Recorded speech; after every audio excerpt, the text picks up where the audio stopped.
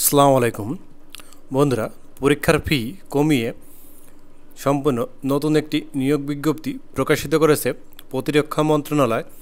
বন্ধুরা, বিজ্ঞপ্তির বিস্তারিত বলবো, অবশ্যই ধৈর্য সহকারে সম্পূর্ণ ভিডিওটি দেখবেন এবং যাদের শিক্ষাগত যোগ্যতার সাথে মিলবে তারা অবশ্যই আবেদন করার চেষ্টা করবেন। এটা 23 ডিসেম্বর 2024 তারিখে প্রকাশিত হয়েছে। বিজ্ঞপ্তির বিস্তারিত বলছি। ক্রমিক নং 1 পদের নাম নিরাপত্তা উপপরিদর্শক SSI, পদের সংখ্যা 3টি, যোগ্যতা স্নাতক বা সমমানের ডিগ্রি থাকতে হবে। 2 নম্বর ক্রমিকে রয়েছে সহকারী অধীক্ষক, পদের সংখ্যা 1টি, এখানে স্নাতক বা সমমানের ডিগ্রি এবং মাইক্রোসফট অফিস ও ডাটাবেস সহ কম্পিউটার চালানোর দক্ষতা থাকতে হবে। 3 নম্বর ক্রমিকে রয়েছে কম্পিউটার অপারেটর, পদের সংখ্যা 2টি, এখানে বিজ্ঞান বিভাগে স্নাতক বা সমমানের ডিগ্রি এবং কম্পিউটার মুদ্রাক্ষরের গতি থাকতে হবে। বাংলা 25 শব্দ এবং ইংরেজিতে 30 শব্দ থাকতে হবে।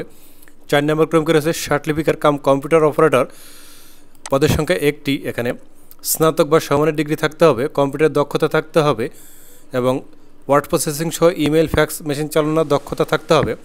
5 নম্বর ক্রমিকে রয়েছে নকশাকার, গ্রেড 2, পদের সংখ্যা 5টি, যোগ্যতা লাগবে উচ্চ মাধ্যমিক সার্টিফিকেট বা সমান পরীক্ষা উত্তীর্ণ এবং স্বীকৃত ইনস্টিটিউট বা প্রতিষ্ঠান হতে সংশ্লিষ্ট বিষয়ে 2 বছরের ট্রেড কোর্সে উত্তীর্ণ হতে হবে।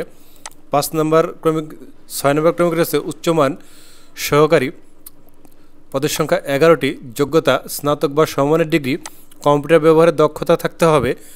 7 নম্বর ক্রমিকে রয়েছে পরিসংখ্যান সহকারী, পদের সংখ্যা 1টি, এখানে পরিসংখ্যান, গণিত অথবা অর্থনীতি বিষয়ে 2য় শ্রেণী বা সমমানের CGPA সহ স্নাতক বা সমমানের ডিগ্রি। 8 নম্বর ক্রমিকে রয়েছে 60 মুদ্রাক্ষরিক কাম কম্পিউটার অপারেটর, পদের সংখ্যা 11টি, যোগ্যতা স্নাতক বা সমমানের ডিগ্রি, কম্পিউটার ব্যবহারের দক্ষতা থাকতে হবে এবং 60 লিপিতে সর্বনিম্ন গতি ইংরেজিতে 70 এবং বাংলায় 45 শব্দ থাকতে হবে। 9 নম্বর ক্রমিকে রয়েছে অফিস সহকারী কাম কম্পিউটার মুদ্রাক্ষরিক, পদের সংখ্যা 56টি, যোগ্যতা উচ্চ মাধ্যমিক সার্টিফিকেটে পাশ হতে হবে, এছাড়াও কম্পিউটারের দক্ষতা থাকতে হবে। 10 নম্বর ক্রমিক রয়েছে টেলিফোন অপারেটর, পদের সংখ্যা 1টি, যোগ্যতা উচ্চ মাধ্যমিক সার্টিফিকেটে পাশ হতে হবে। 11 নম্বর ক্রমিক রয়েছে নিরাপত্তা তত্ত্বাবধায়ক SS, পদের সংখ্যা 9টি, এখানে উচ্চ মাধ্যমিক সার্টিফিকেট বা সমান পরীক্ষা উত্তীর্ণ হতে হবে। 12 নম্বর ক্রমিকে লাইন্সম্যান, পদের সংখ্যা 1টি, মাধ্যমিক স্কুল সার্টিফিকেটে পাশ হতে হবে, 3 বছরের কাজের অভিজ্ঞতা থাকতে হবে। 13 নম্বর ক্রমিকের ইলেকট্রিশিয়ান, পদের সংখ্যা 1টি, যোগ্যতা মাধ্যমিক স্কুল সার্টিফিকেটে পাশ হতে হবে, 3 বছরের কর্ম অভিজ্ঞতা থাকতে হবে।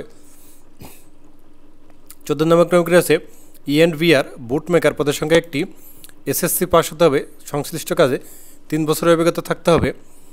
15 নম্বর ক্রমিক রয়েছে ফটোকপি অপারেটর, পদের সংখ্যা 1টি, এখানে উচ্চ মাধ্যমিক সার্টিফিকেটে পাশ হতে হবে, ফটোকপি মেশিন চালানোর অভিজ্ঞতা থাকতে হবে, কম্পিউটারের দক্ষতা থাকতে হবে। 16 নম্বর ক্রমিকে অফিস সহায়ক, পদের সংখ্যা 53টি, যোগ্যতা SSC পাশ হতে হবে বা মাধ্যমিক স্কুল সার্টিফিকেটে পাশ হতে হবে। 17 নম্বর ক্রমিক রয়েছে বাবুর্চি, পদের সংখ্যা 4টি, JSC পাশ হতে হবে, সংশ্লিষ্ট কাজে অভিজ্ঞতা থাকতে হবে। 18 নম্বরে সহকারী বাবুর্চি, এখানে JSC পাশ হতে হবে এবং সংশ্লিষ্ট কাজের অভিজ্ঞতা থাকতে হবে। 19 নম্বরে রয়েছে মেস ওয়েটার, পদের সংখ্যা 5টি, এখানে SSC পাশ হতে হবে। 20 নম্বরে রয়েছে লস্কর, পদের সংখ্যা 1টি, SSC পাশ হতে হবে। 21 নম্বরে নিরাপত্তা প্রহরী, পদের সংখ্যা 5টি, SSC পাশ হতে হবে।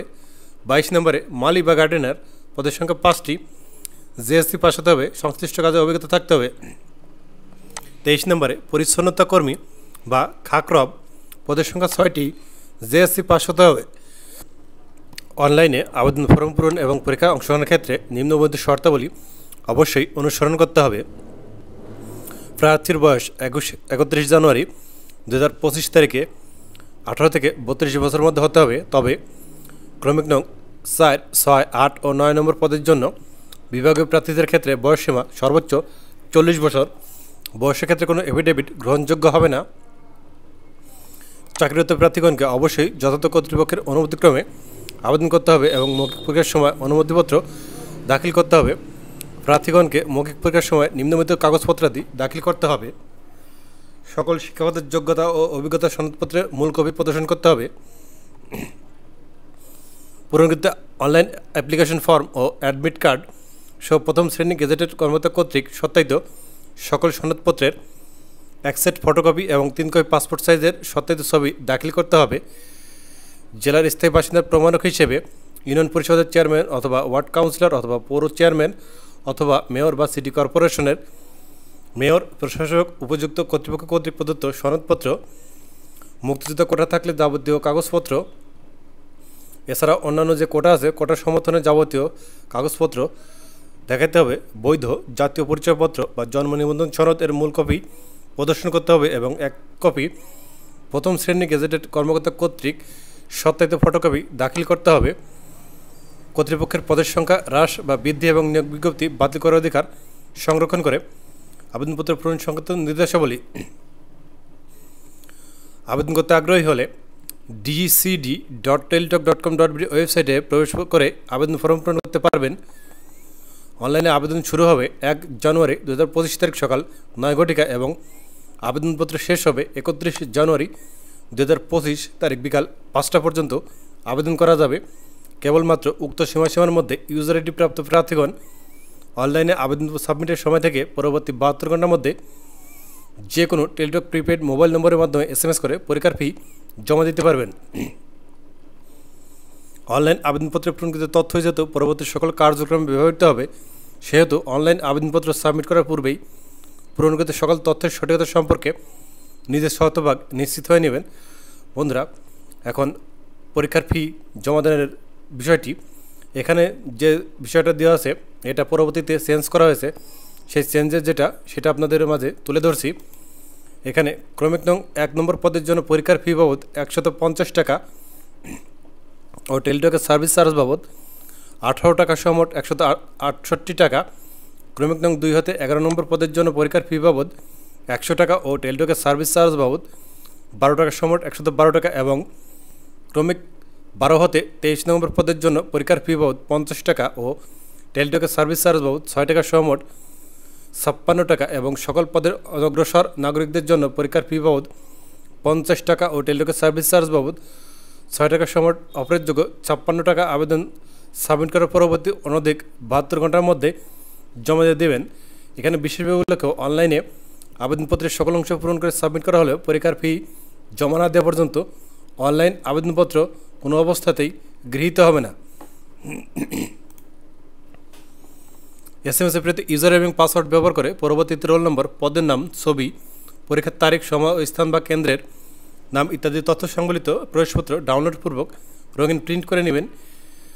এই প্রবেশপত্রটি লিখিত পরীক্ষা অংশ নেওয়ার সময় এবং উত্তীর্ণ হলে মৌখিক পরীক্ষার সময় অবশ্যই প্রদর্শন করতে হবে।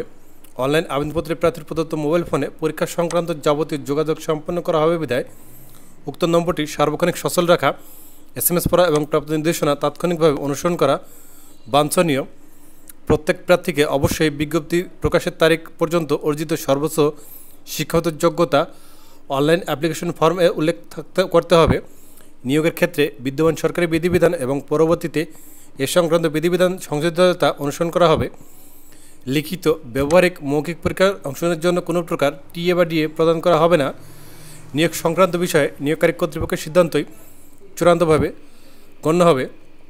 ধন্যবাদ বন্ধুরা। এরকম আরও চাকরি ভিডিও পেতে হলে অবশ্যই আমার চ্যানেলটিকে সাবস্ক্রাইব করে পাশে থাকবেন। এছাড়াও যদি আমাদের মাধ্যমে চাকরি আবেদন করে নিতে চান তাহলে ডেসক্রিপশন বক্সে দেওয়া নম্বরটিতে যোগাযোগ করতে পারেন। এক্ষেত্রে আপনাদের আবেদন এখান থেকে আমরা করে দিব।